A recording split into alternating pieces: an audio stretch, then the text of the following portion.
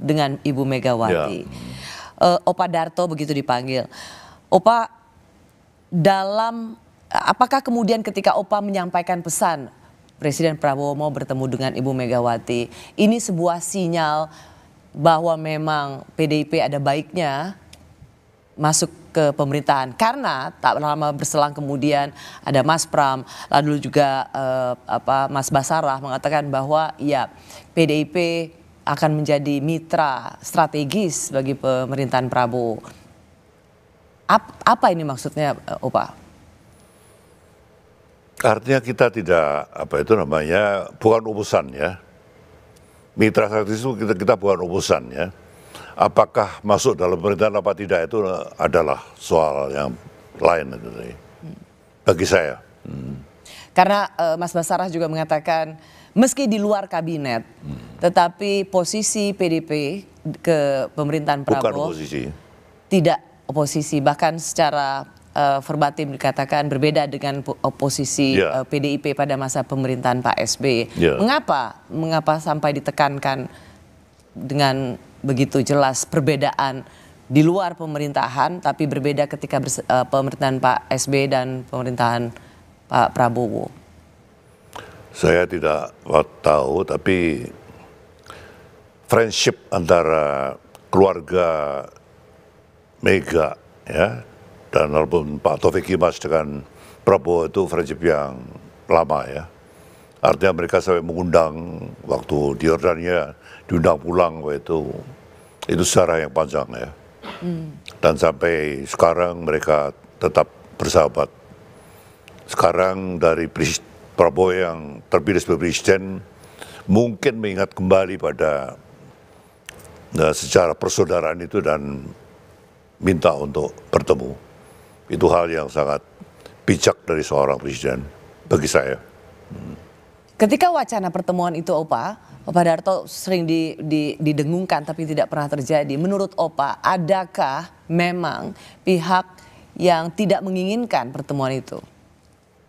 Karena tadi saya tanya kenapa kok lama banget mau ketemu aja kok susah sekali. Atau memang sebenarnya ada yang tidak terlalu menghendaki pertemuan ini? Ini pertanyaan yang tidak mudah saya jawab ini. Kalau dari pihak Mbak Mega dengan Presiden Prabowo itu saya kira tidak ada masalah ya. Tetapi PDIP adalah partai yang terbesar gitu. Kalau ini sampai masuk mungkin akan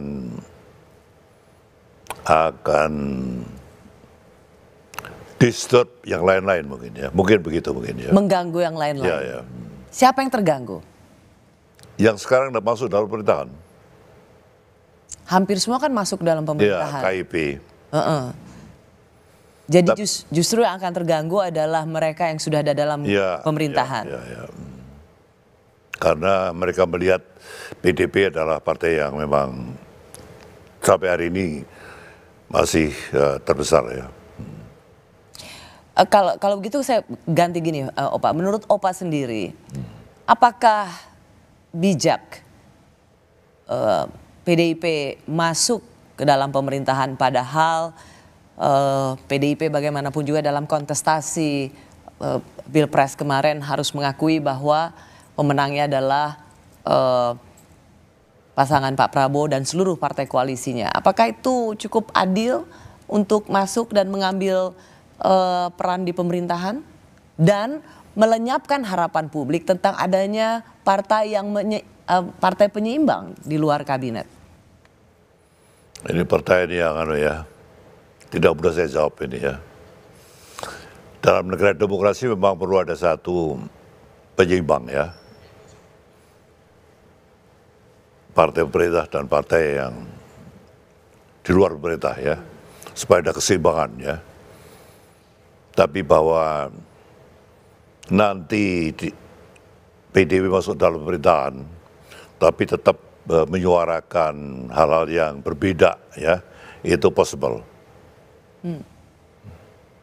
Opa sendiri banyak bertemu dengan orang. Ya. Menurut Opa, dengan harapan yang ditujukan pada saat Opa berdiskusi itu, sebaiknya PDIP itu ada di luar pemerintahan atau di dalam?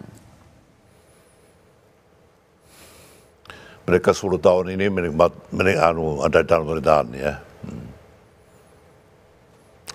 Mungkin banyak dari mereka yang tetap ingin dalam pemerintahan. Mungkin ya. Karena sudah lama di pemerintahan. Oh gitu? Ya. Tetapi sebagai orang yang mengenal Ibu Mega, bagaimana melihat sebenarnya arah kebijakan politik Bu Mega sebagai ketum partai politik masuk dalam pemerintahan atau tidak? Jadi yang saya tidak mudah menjawab ya. Tapi kita nanti lihat hasil daripada pertemuan yang akan terjadi antara Presiden Prabowo dan Mbak Mega dalam waktu yang tidak lama ini. Pak, banyak yang menilai bahwa melunaknya sikap PDIP ini karena juga terkait dengan penetapan tersangka Sekjen PDIP. Apakah menurut Opa memang ini sebagai salah satu bargain supaya partai ini tetap lepas dari jeratan hukum? Masalah hukum dan politik itu dua wilayah yang berbeda ya. Hukum dan politik ya. Hukum itu adalah masalah yang benar atau salah ya. Masalah politik itu berbeda lagi ya. Jadi hukum is going on ya, bagaimanapun ya. Tapi terus terang dalam penegakan hukum ini kita harus cukup fair ya. Bahwa kesalahan daripada seorang Hasto ya, itu mungkin dibanding dengan lain-lainnya yang belum terungkap ya, mungkin kelasnya lebih kecil daripada lain-lainnya ya. Saya tidak mau ungkapkan ya, tapi banyak pejabat-pejabat yang sungguhnya juga dalam, menurut KPK masih ada 100 lagi yang akan diungkapkan KPK. 100 itu saya tidak tahu siapa-siapa ya. Jadi kalau kita melihat kasus hukum yang menimpa Sekjen PDIP dan kemudian ada pertemuan akan terjadi, lalu kemudian ada pernyataan-pernyataan politik bahwa mitra strategis, apakah ini sebagai bagian dari PDIP memang ingin bersikap melunak atau juga ingin supaya partainya tidak diganggu? Ini pertanyaan yang tidak mudah saya jawab ini. Tapi begini Mbak Rosi, bahwa masalah hukum dan masalah politik itu dua wilayah yang harus kita bedakan ya. Ya, tetapi kenapa saya menanyakan ini? Karena dalam banyak pidato ketua umum selalu dikatakan bahwa hukum dijadikan alat untuk menekan politik. Jadi apa yang Opa katakan kan itu idealnya, tetapi pada prakteknya itu yang selalu dikatakan bahwa hukum dijadikan alat penekan politik. Ada benarnya. Jadi ketika hukum itu memang dijadikan sebagai alat untuk penekan politik, apakah ini juga yang membuat PDIP berpikir ulang mereposisi PDIP? Saya tidak melihat itu ya. Saya melihat bahwa kedekatan itu adalah memang mereka mempunyai suatu sejarah kedekatan ya. Tapi bahwa adalah masalah hukum yang masih going on, ini saya kira hal yang dua wilayah yang harus dibedakan ini. Masalah friendship dan masalah hukum itu ya. Jadi menurut Opa, ketika ada perkiraan dalam waktu dekat atau bulan Januari ini Presiden Prabowo dan Bu Mega akan ketemu, apa kira-kira yang akan dibicarakan? Selain menikmati nasi goreng.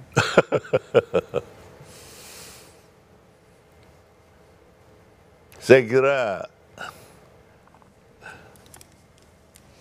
semua melihat bahwa silaturahmi itu adalah sunatullah itu ya.